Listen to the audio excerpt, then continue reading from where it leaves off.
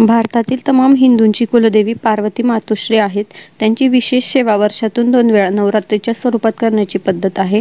चैत्र नवरात्र व आश्विन नवरात्र. महामायेच्या प्रेरणेतून या विश्वाची निर्मिती झाली आहे. त्यामुळे भारतीय सनातन धर्मात कुलदेवीची सेवा ही महत्त्वाची धार्मिक उपासना मानली जाते. नित्य उपासना शक्य झाली नाही तरी भगवतीची उपासना प्रत्येक हिंदू कुटुंबाने चैत्र व आश्विन नवरात्रात करणे आवश्यक आहे. नवरात्रीच्या प्रथम दिवशी शेतातून काळी माती पाठीभर आपल्या घरात आणावी. त्या मातीमध्ये गहू मिसळून ते आपल्या देवाऱ्याजवळ बांबूच्या पाटीत म्हणजे टोपलीत ठेवावी. त्यावर यज्ञविधीतील कलश स्थापनेच्या पद्धतीनुसार कलश स्थापावा. कलशावर पूर्ण पात्र ठेवावे. पूर्ण पात्रातील तांदळावर घरातील कुलदेवीचा टाक ठेवावा. बाकी सर्व देवदेवता देवाऱ्यातच ठेवाव्या. त्यांना घटी बसू नये. फक्त देवीचा टाक घटी बसवावा. नागवेलीच्या 9 पानांची माळ बांधावी. 9 दिवस देवीच्या टाकाची लांबून पंचोपचार पूजा करावी. घटाला दररोज एक फुलमाळ फुलांची वाढ व्हावी. घरातील सर्वांनी 9 दिवस रोज किमान 1 माळ नवार्णव मंत्र व 9 दिवसात 14 किंवा 21 पारायणे दुर्गा सप्तशती ग्रंथाचे करावे. कुलस्त्रीने शक्यतो 9 दिवस उपवास करावेत. कुलाचाराप्रमाणे सप्तमी, अष्टमी व नवरात्रीला फुलोरा करावा. श्री स्वामी समर्थ. तर आजच्या व्हिडिओत मी देवीची ओटी कशी भरायची किंवा देवीवरती जी माळ चढवावी लागते ती कोणत्या दिवशी कोणती चढवायची, देवीला नैवेद्य का दाखवायचं त्याच्याबद्दल माहिती सांगणार आहे. आणि घटस्थापना कशी करायची याची व्हिडिओ मी तुमच्यासोबत 2 दिवस आधीच शेअर केलेली. जर नसेल पाहिलेली तर नक्की जाऊन पहा. तर आता आली मेन गोष्ट, देवीची ओटी भरायचं. नवरात्रमध्ये देवीला ओटी भरायला मंदिरात नका जाऊ. का पॉइंट म्हणजे देवी आईंना आराम भेटावा म्हणून आपण घटी बसवत असतो आणि आपण त्यांना घडी मंदिरात जाऊन ओटी भरवण्यासाठी उठवणार वगैरे, त्यांचा आरामही पूर्ण होणार. दुसरी गोष्ट अशी की नवरात्रामध्ये खूप गर्दी असते तर आपण चांगल्या पद्धतीने किंवा प्रॉपरली ओटी नाही भरू शकत. आणि तिसरा पॉइंट असं की देवी आई आपल्या घरात असतात आणि आपण त्यांच्या दर्शनाला मंदिरात जाणं किंवा देवी घरी येत आणि आपण कुठेतरी बाहेर फिरणं तेही चांगलं वाटत नाही. म्हणून शक्यतो आम्ही तरी नवरात्रामध्ये कधीच ओटी भरत नाही. तुम्ही आधी भरू शकता नाही तर नंतर भरू शकता.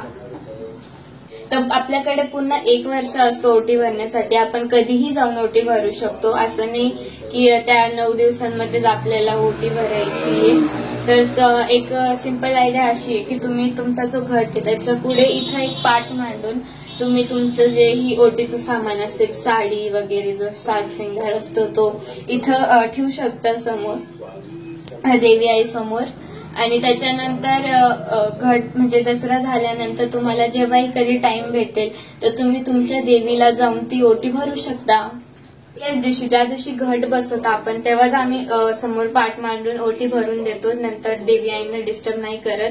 फक्त आम्ही नवरात्रमध्ये जी काही देवी आईची सेवा असते ती करत असतो, म्हणजे दुर्गा सप्तशतीचा पाठ वगैरे. तर तुम्ही म्हणणार देवी आई आराम करते तर आपण त्यांची सेवा कसं काय करतो, तर सप्तशतीचा जो पाठ आहे तो वाचायला हवा. कारण जसं लहान बाळाला झोपताना त्याला लोरी वगैरे ऐकायला आवडतं किंवा स्टोरी ऐकायला आवडतं, तसंच देवी आईला जेव्हा ते आराम करत असतात तेव्हा त्यांची सप्तशती जो पाठ आहे त्याच्यामध्ये त्यांची स्तुती दिलेली आहे तर ती त्यांना ऐकायला आवडते. म्हणून आपण सप्तशतीचा जो पाठ आहे तो नवरात्रामध्ये करत असतो. दुसरा पॉइंट असं, या नारळाचं काय करायचं तर हे नारळ आपण देवी स्वरूप मानलेलं आहे. कारण आपण जेव्हा घट बसवतो तर त्याला फोडायचं नाहीये. कारण आपण देवीला म्हणजे शब्द तोच येतो की देवीला फोडतो, तर फोडायचा नाहीये. तो जेव्हा आम्ही ओटी घेऊन जातो तेव्हा तो नारळ तिथंच अर्पण करून देतो. शक्यतो आम्ही कोणत्याच देवस्थानवर नारळ फोडत नाही. कारण आपण देवासाठी नारळ फोडतो, त्यांना एवढासा तुकडा देतो आणि पूर्ण नारळ आपण घेतो. म्हणून आम्ही नारळ नाही फोडत, आम्ही तिथं अर्पण करून येतो.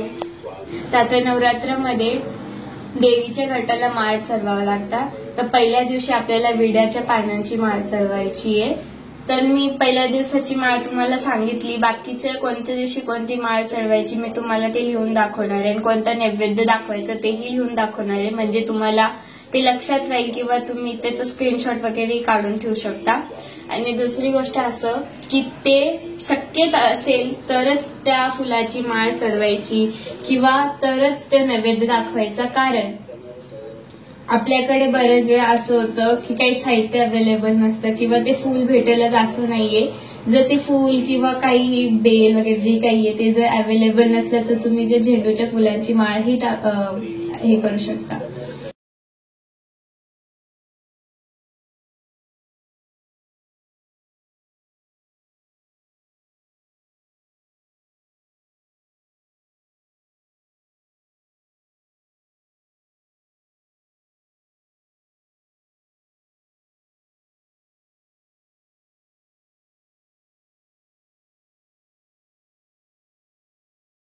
तर आज पहिल्या दिवशी जी माळ आपण चढवली तर ती दुसऱ्या दिवशी काढायची नाही. दसऱ्याच्या दिवशी जेवढे 9 दिवसांच्या माळा असतील त्या काढायच्या आहे. असं एक एक काढू नका. दसऱ्याच्या दिवशी सगळ्या माळा एकसाथ काढा. तर आपल्याला सकाळ संध्याकाळ जो घट आहे किंवा देवीची आरती करायची आणि सकाळ संध्याकाळ नैवेद्य दाखवायचा आहे.